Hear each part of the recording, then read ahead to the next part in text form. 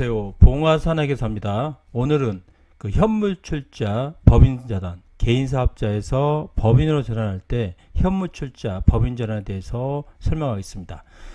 이게 과거에는 그 부동산 임대업자들이 많이 그 현물출자 법인전환을 했어요. 그래서 제가 과거에 1년에 한두 개씩 현물출자 법인전환에 대해서 공인된 감정인으로서 감정 보고서를 계속 냈었어요. 그러나 이 법이 바뀌면서 이 현물투자 법인전환이 최근에는 부동산 임대업자의 경우는 많이 하지 않습니다.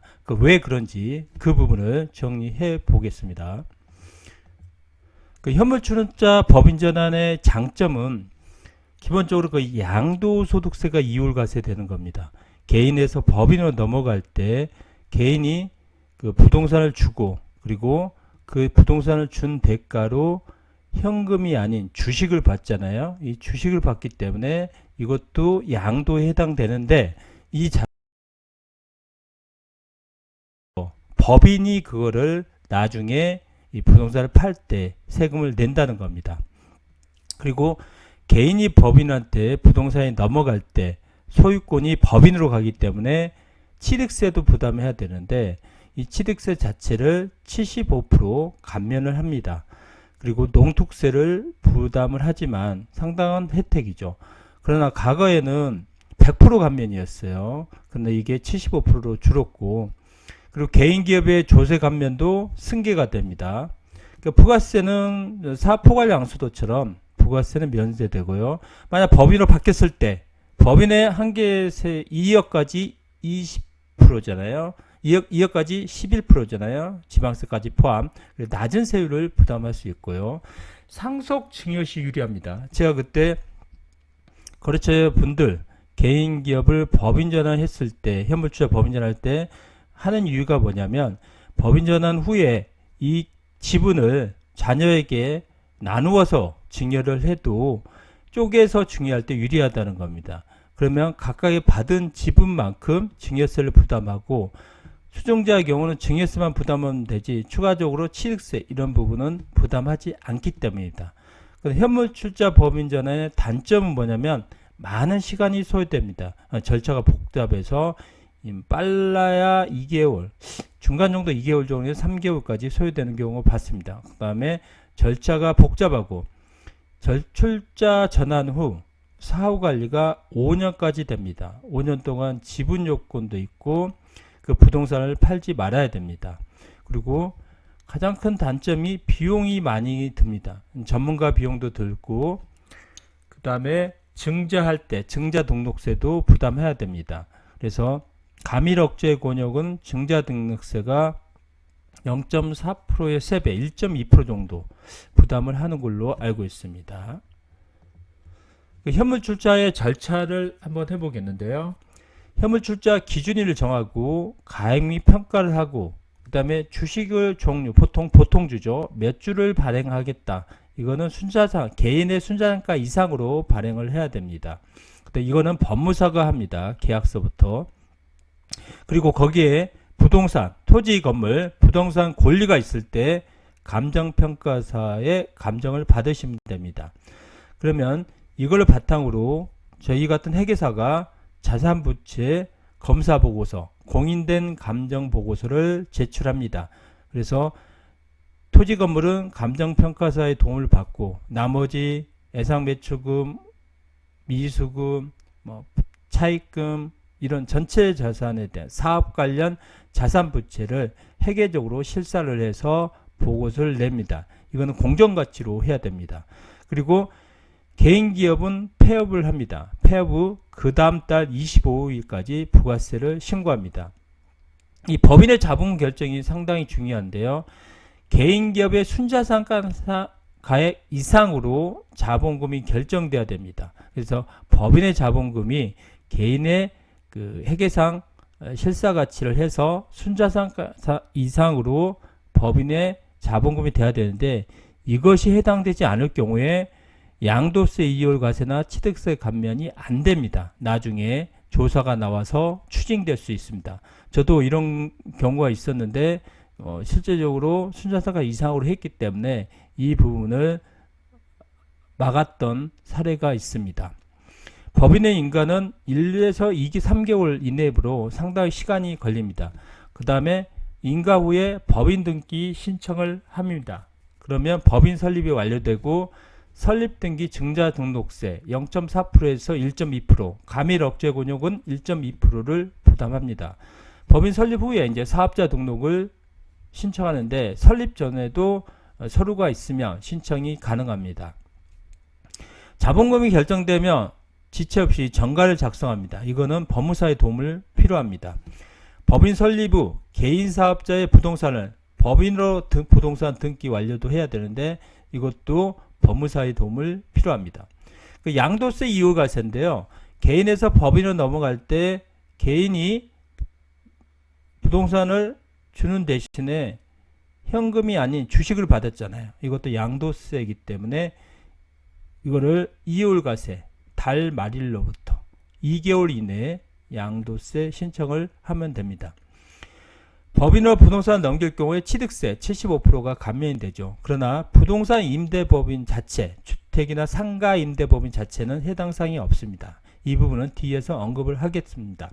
그리고 사후관리, AS 관리가 있는데 5년 동안 승계받은 사업을 유지해야 되고 법인 전환 주식 50% 이상 처분하지 말아야 됩니다.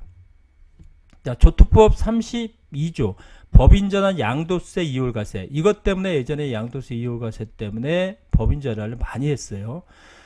거주자가 사업용 고정자산을 현물 출자하거나 사업 양수도 방법에 의하여 전환하는 경우 사업용 고정자산에 대해서 양도세를 법인으로 이율과세하여 과세하겠다. 소비성 서비스업은 제외됩니다. 그러나 사업용 고정자산이 주택 또는 주택을 취득할 수 있는 권리의 경우는 제외한다. 주택 및 지상권, 그 다음에 분양권, 입주권 이런 것도 제외되겠죠. 이건 2020년 12월 29일 날 부동산 아파트가 폭등하면서 이걸로 개인에서 법인에 넘기는 거 해서 절세하려고 했던 것이 있었기 때문에 이거를 문재인 정부 때 급조해서 나온 겁니다. 저는 이게 부동산이 어느 정도 꺾이면 이 부분도 나중에 다시 풀어지지 않을까 생각됩니다. 법인의 자본금이 대통령령으로 정하는 금액 이상이라는 것은 개인 사업자 순자산가의 이상으로 해야 된다는 겁니다. 조특법 32조 이율과세인데요. 이율과세 적용 신청을 해야 되고 설립된 법인이 설립 등기일로부터 5년 이내에 다음 각 호에 해당하는 사유가 발생하는 경우는 거주자가 사유 발생일이 속하는 달의 말일로부터, 거주자가 내야 된다는 것은 개인 사업자가 내야 된다는 거예요. 달의 말일로부터 2개월 이내에 이율과세 양도세 납부해야 된다는 거죠. 그 사업 폐지 판단 기준은 어떤 거냐? 승계받은 사업을 폐지. 내가 임대사업자를 지금은 안 되지만 과거 같은 경우 임대사업자 폐지하면 되는 거고, 만약에 제가 제조업을 하고 있는데 제조업 사업을 폐지하는 경우에 이율과세의 부동산 이율과세 대부분을 추징한다는 거죠. 그리고 법인 전환할 때 지분을 받을 거잖아요. 이 지분을 받은 거를 100분의 50, 50% 이상을 처분하는 경우도 이율과세를 추징한다는 겁니다. 57조 2에 보면 현물출자 또는 사업 양수도에 따라 24년 12월 30일까지 취득하는 경우에는 취득세의 100% 75%를 경감한다. 여기 보면 지방세 특례제한법 57조 2입니다. 그러나 한국표준산업분리에 따른 부동산 임대 및 공급업, 주택 및 상가, 임대업 이건 제외한다. 지방세 특례제한법에서 모든 부동산 쪽은 거의 중개, 임대 이쪽은 취득세 감면을 안 해주겠다는 거예요.